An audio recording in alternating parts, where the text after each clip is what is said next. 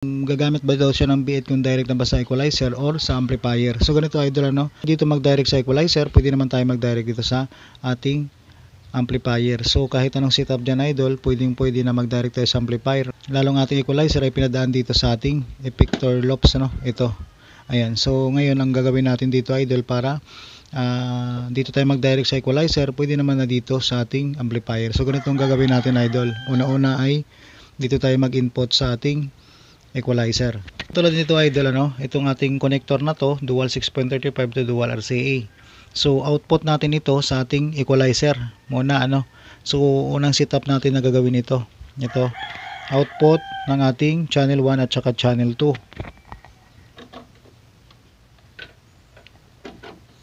Yung dual RCA natin idol, ito yung i-input natin sa audio input ng ating amplifier. So selector B ang ating amplifier.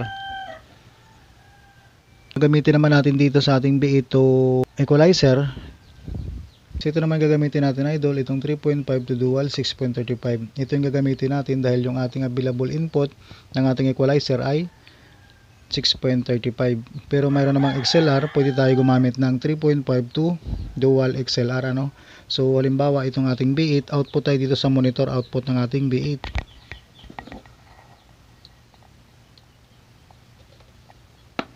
Tapos itong 6.35, input natin ito sa channel 2 at saka channel 1 ng ating equalizer.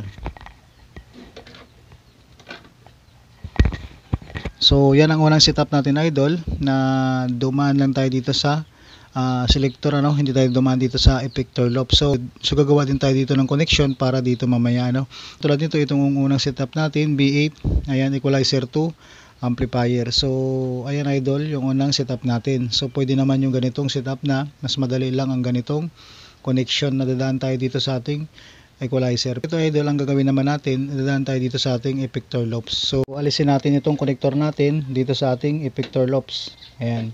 So mayroon siyang output at saka input, ano, ng ating effector loop. So halimbawa mga idol, pag dito tayo gumamit ng ating connection dito sa ating equalizer, so ang input ng ating effector loops, ito katulad nito, input, manggagaling ito sa output ng ating equalizer. Ayan, mag-output tayo dito papunta sa input ng ating effector loops. So ang ginamit natin ng connector dyan idol, ito dual 6.35 to dual RCA, ano. So ganito lang din yan, ginamit natin kaninang una. So dapat mayroon tayo nitong dalawa. Dito tayo dumaan sa effector loops. So ito idol, yung output, no, output ng ating effector loops, ito. Itong output ng ating effector loops, manggagaling naman dito sa input ng ating equalizer. Ayan, input tayo dito sa ating equalizer, nanggagaling sa ating output.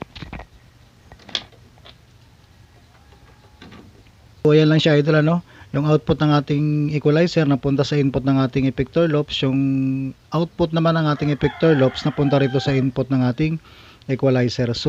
So yan dapat idol para dumaan dito yung ating music sa ating equalizer. So ngayon idol, pag gumamit na tayo ng B8, papunta rito sa ating amplifier. Direct na tayo dito sa ating amplifier dahil naka-effector loops na yung ating connection dito.